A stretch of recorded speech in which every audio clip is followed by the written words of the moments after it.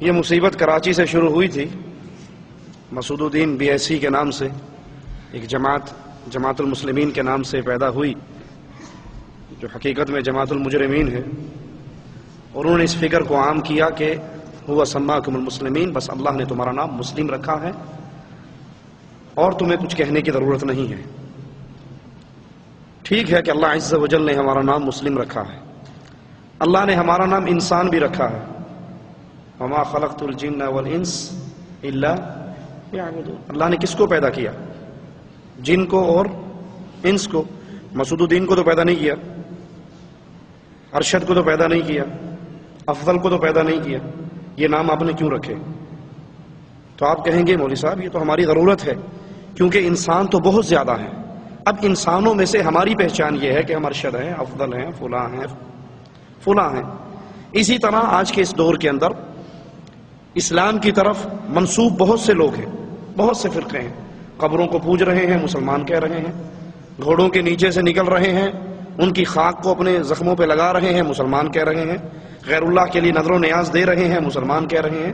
تو یہ مسلمانوں کے بے بہا فرقے ہیں، طرح طرح کا اسلام ہے، قبر پرستی کا اسلام ہے، صوفیت کا اسلام ہے، شیعت کا اسلام ہے۔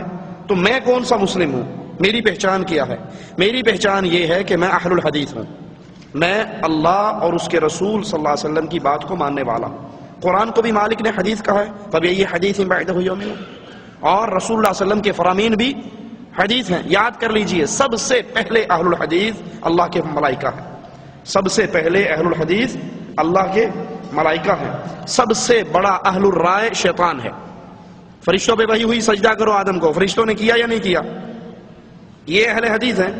اور شیطان اہل الرائے ہے، اس نے سوچا کہ میرا خیال یہ ہے، میری سوچ یہ ہے کہ میں اس سے افضل ہوں، تو ہم اہل الحدیث ہیں، قرآن اور حدیث دونوں کو ماننے والے۔ اہل الحدیث کوئی فرقہ نہیں ہے، باقی سب فرقے ہیں سوائے اہل الحدیث کے۔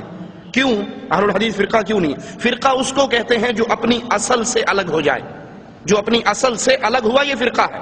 مثال کے طور پہ ایک آدمی کے 4 بیٹے ہیں، ایک بیٹے نے شادی کی، بیوی لے کے باپ کو چھوڑ دیا، الگ ہو گیا، ہے اصل سے الگ ہو گیا۔ دوسرے نے کی، الگ ہو گیا۔ تیسرے نے کی، الگ ہو گیا۔ چوتھا باپ کے ساتھ رہا، یہ اصل ہے، یہ فرقہ نہیں ہے۔ قرآن اور حدیث کے آنے کے بعد کسی نے امام حنیفہ کو پکڑا، کسی نے مالک اور شافعی اور احمد بن حنبل کو پکڑا، کسی نے 4 اور 12 کو پکڑا، کسی نے دیوبندیت کو پکڑا اور بریلویت کو پکڑا، الگ الگ فرقوں میں بٹ گئے۔ یہ سب فرقہ ہے۔ ہم ان تمام فرقوں کے باوجود قرآن اور حدیث سے جڑے رہے، اللہ اور رسول سے جڑے رہے، لہذا ہم اہل الحدیث ہیں، اور اہل الحدیث کہلوانا ضروری ہے تاکہ پہچان ہو۔ یہ وہ مسلمان ہے جو شرک کرتا ہے، یہ وہ مسلمان ہے جو بدعت کرتا ہے، یہ وہ مسلمان ہے جو کلمہ پڑھ کے کفر کرتا ہے۔ ہم کون سے مسلمان ہیں کہ ہم لا الہ الا اللہ محمد رسول اللہ پڑھنے کے بعد اللہ کے قرآن سے جڑے ہوئے ہیں، محمد کریم کے فرمان سے جڑے ہوئے ہیں۔ ہم اپنا تعارف ضرور کرواتے ہیں کہ لوگوں اگر ہمیں دیکھنا ہے تو ہم وہ ہیں جن کے ایک ہاتھ میں اللہ کی کتاب اور دوسرے ہاتھ کے اندر رسول اللہ صلی اللہ علیہ وسلم کی حدیث ہے۔ یہ فکر غلط فکر ہے کہ اپنے آپ کو کچھ نہ کرواؤ، گول مول ہو کر بیچ میں پھرتے رہو، نہیں۔ ہم اپنی وضاحت کرتے ہیں، ہم وہ ہیں جو لا الہ الا اللہ محمد رسول اللہ پڑھنے کے بعد اللہ کی عبادت، رسول اللہ کی اطاعت میں کسی اور کو شامل نہیں کرتے۔ یہ ہمارا مذہب ہے، یہ ہمارا منہج ہے، یہ ہمارا راستہ ہے۔